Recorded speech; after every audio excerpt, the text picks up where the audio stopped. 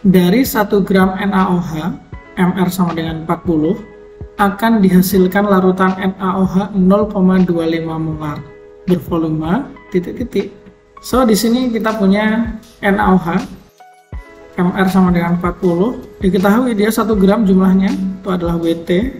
Kemudian ingin dibuat larutan NaOH dengan molaritas 0,25 M. Ditanyakan berapa volumenya. Baik, untuk mengerjakan soal ini kita bisa menggunakan hubungan antara molaritas dengan massa zat terlarut.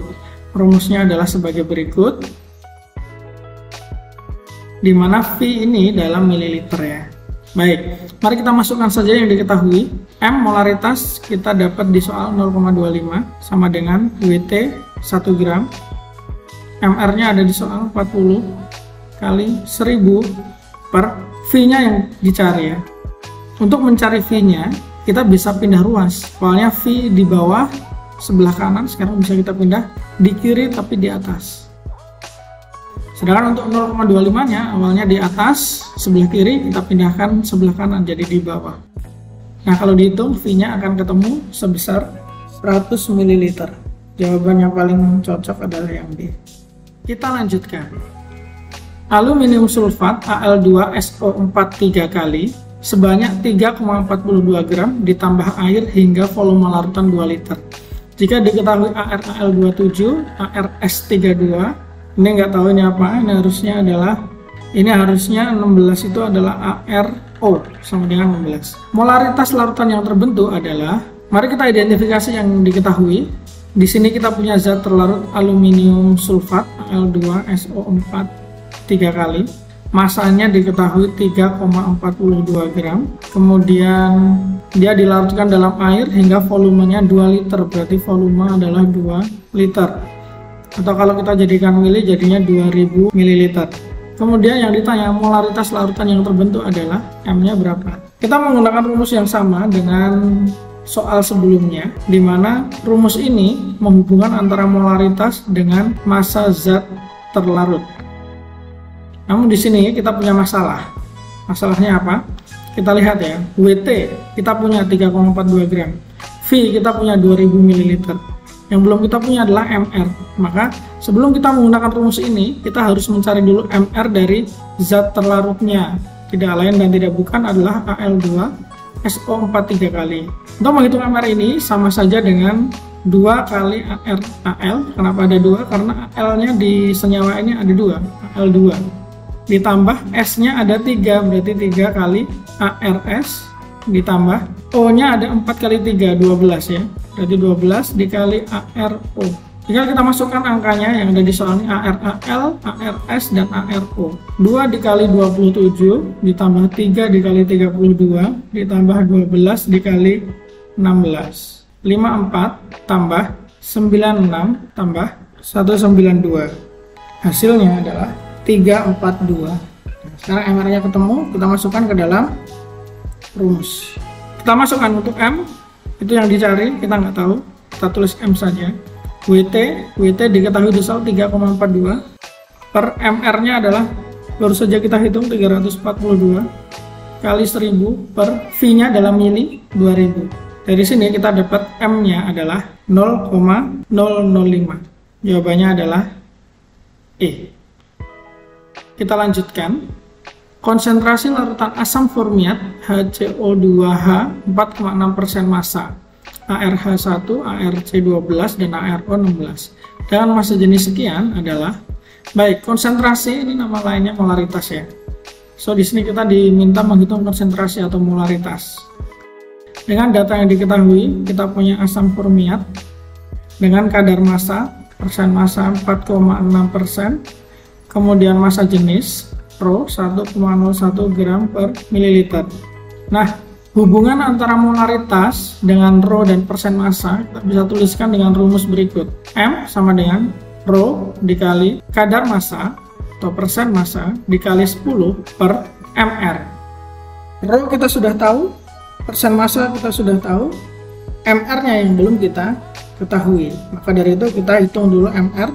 Mr asam formiat HCO2H ini sama saja dengan H-nya ada 2, berarti 2 kali ARH ditambah C-nya ada 1, ARC, tambah O-nya ada 2 kali ARO.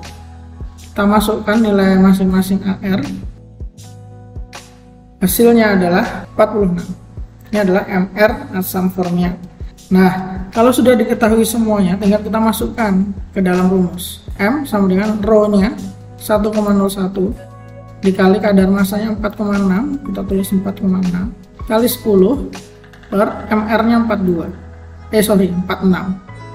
Dari sini kita akan dapat M senilai 1,01. Jawabannya adalah yang A. Kita lanjutkan. Pada label sebuah botol tertulis HNO3 63% massa dengan massa jenis 1,3 gram per mililiter. MR HNO3 63. Maka molaritas larutan tersebut adalah, baik, ini juga mirip seperti soal yang sebelumnya, ditanyakan molaritas berapa, diketahui zatnya HNO3 dengan kadar massa 63%, rho-nya 1,3, MR-nya sudah diketahui 63. Rumus yang kita gunakan, hubungan antara molaritas dengan rho dan persen massa adalah sebagai berikut. M sama dengan rho dikali persen massa dikali 10. Kita identifikasi dulu. Rho kita sudah tahu, persen massa sudah tahu, MR sudah tahu. Tinggal kita masukkan. M sama dengan rho-nya 1,3, persen massa 63%, berarti 63 kali 10 per MR-nya 63 juga. Bisa kita coret. Berarti M-nya adalah 13 molar. Jawabannya adalah A. Lanjut. Massa jenis HCl pekat 36% adalah 1,015 kg per liter. MR HCl 36,5. Untuk memperoleh 1000 ml larutan HCl dengan konsentrasi 0,125 molar, diperlukan HCl pekat sebanyak. Baik, di sini kita punya dua larutan. Larutan yang pertama itu pekat, larutan yang kedua itu encer.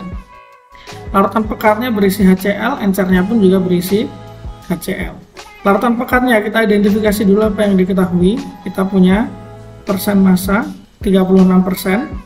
Kemudian kita punya 1,015 kg per liter, ini berarti massa jenis rho 1,015. Kemudian MR-nya adalah 36,5. Untuk memperoleh 1000 ml, berarti ini yang sudah diencerkan ya. V2-nya adalah 1000 ml.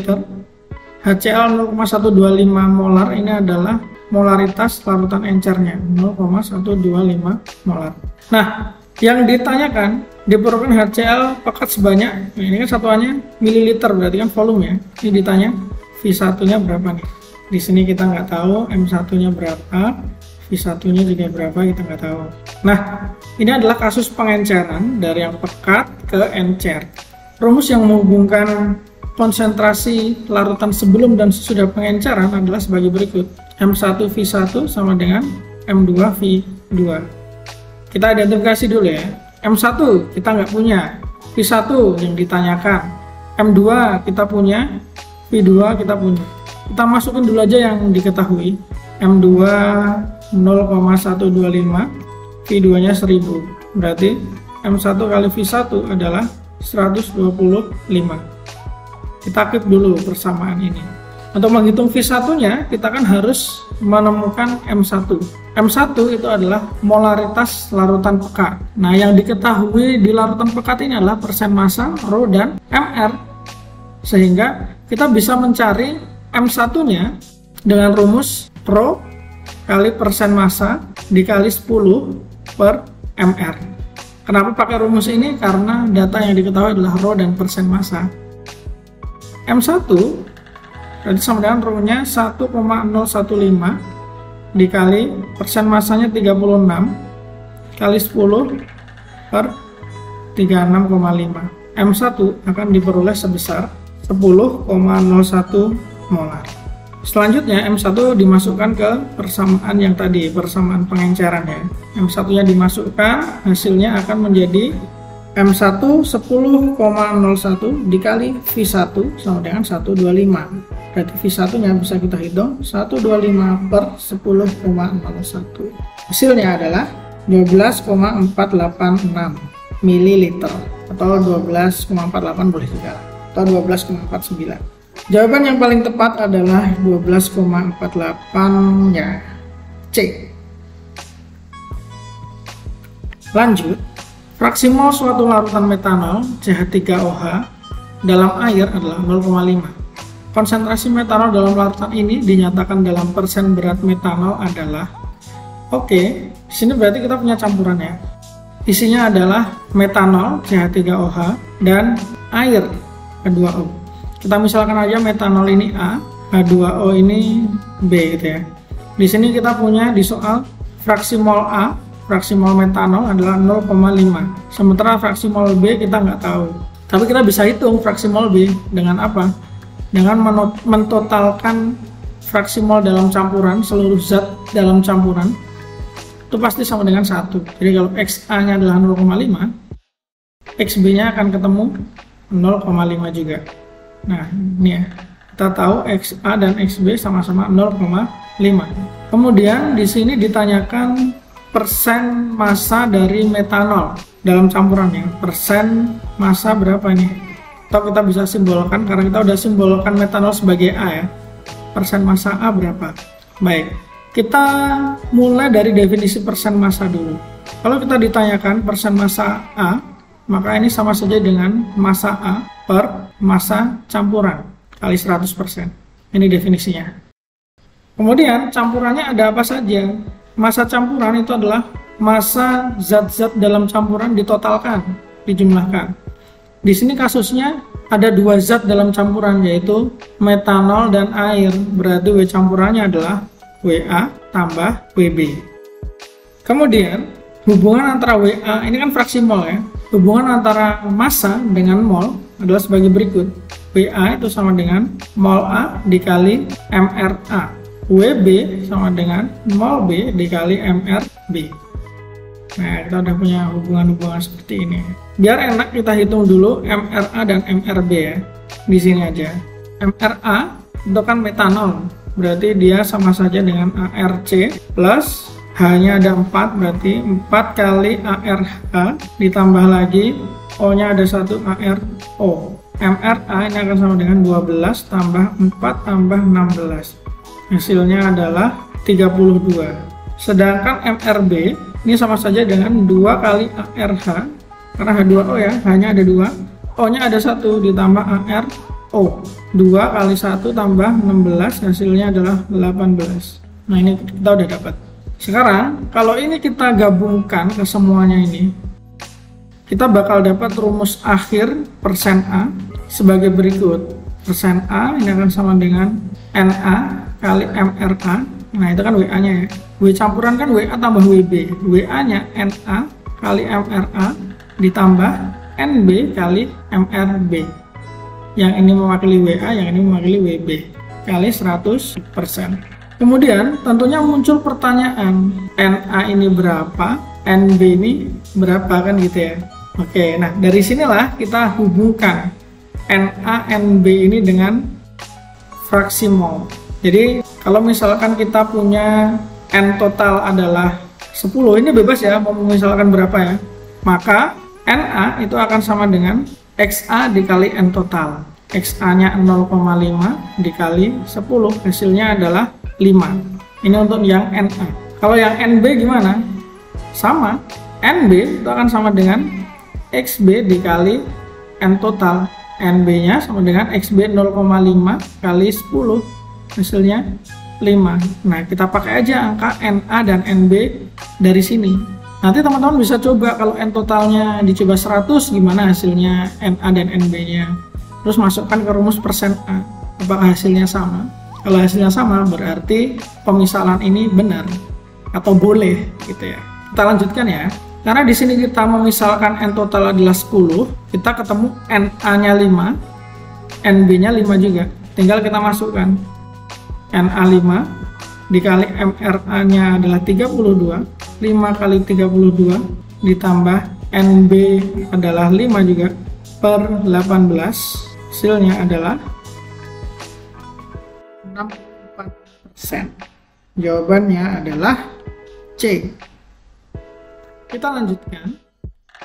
Untuk mengubah 10 ml larutan H2SO4 8 molar menjadi larutan H2SO4 5 molar, diperlukan air sebanyak, so di sini kita punya dua larutan. Larutan yang pertama isinya H2SO4, yang kedua pun juga H2SO4.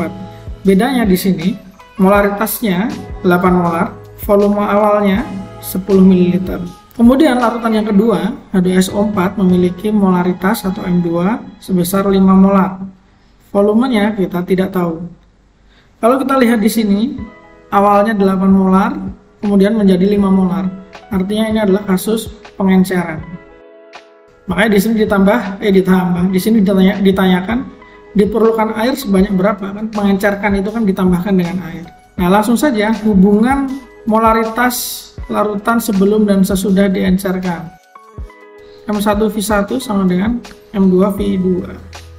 M1 kita sudah dapat 8, V1-nya 10, M2-nya 5, V2-nya kita belum tahu. Kita cari V2-nya berarti adalah 8 kali 10 per 5 sama dengan 16 ml. Ini adalah volume larutan encer. Yang ditanyakan adalah volume air yang ditambahkan. Kita lihat berarti di sebelah sini nih. Sebelum diencerkan, volumenya 10. Setelah diencerkan, volumenya 16, berarti dapat tambahan air berapa mili? Selisihnya 6 mili. Jawabannya adalah B. Kita lanjutkan. Bila ke dalam 20 ml larutan H2SO4 2 molar ditambahkan air sehingga diperoleh 50 ml larutan, maka kemolaran larutan berapa? Maksudnya berarti kemolaran setelah ditambahkan air ya. Ini kasusnya sama juga, pengenceran. Sebelum diencerkan, dia punya volume 20 ml, konsentrasi 2 molar. Setelah diencerkan, dia punya volume 50 ml, konsentrasinya atau molaritasnya nggak tahu, ditanyakan. Kita gunakan rumus M1V1 sama dengan M2V2. M1-nya 2, V1-nya 20, M2-nya kita nggak tahu, V2-nya adalah 50. Kalau kita mau cari M2, tinggal kita pindah 2 kali 20 per 50.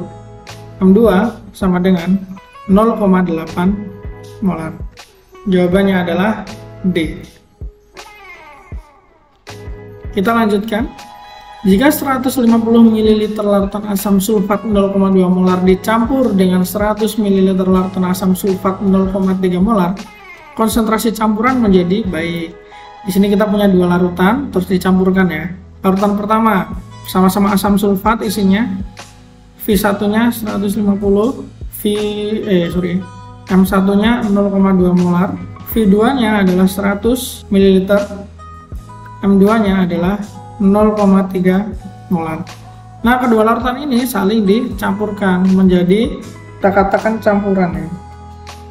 Berapa volumenya? Volume campuran ya 150 tambah 100, maka hasilnya 250. Tapi molaritas nggak bisa langsung ditambah gitu ya. Nah, gimana dong menghitungnya? Kalau kasusnya adalah pencampuran, maka rumus matematika yang menghubungkan antara konsentrasi larutan sebelum dicampur dan sesudah dicampur adalah sebagai berikut. Sebelum dicampur, M1 kali V1 ditambah larutan lain yang sebelum dicampur, M2 kali V2. Kalau ada 3 ya berarti ditambah lagi M3 kali V3. Tapi karena ini nggak ada, kita cuma sampai M2 V2 ya. Sama dengan setelah dicampur, molaritas campuran kali volume campuran. Kita masukkan yang diketahui. M1 0,2, V1 150, M2 0,3, V2 100. M campuran kita nggak tahu, V campuran sudah kita hitung ya tadi ya, 250. Kita hitung saja, berarti ini adalah 30 ditambah 30 sama dengan 250 MC, berarti 60 tambah 250 MC. MC maka 20 per 250 sama dengan 0,24 molar. Hasilnya adalah D.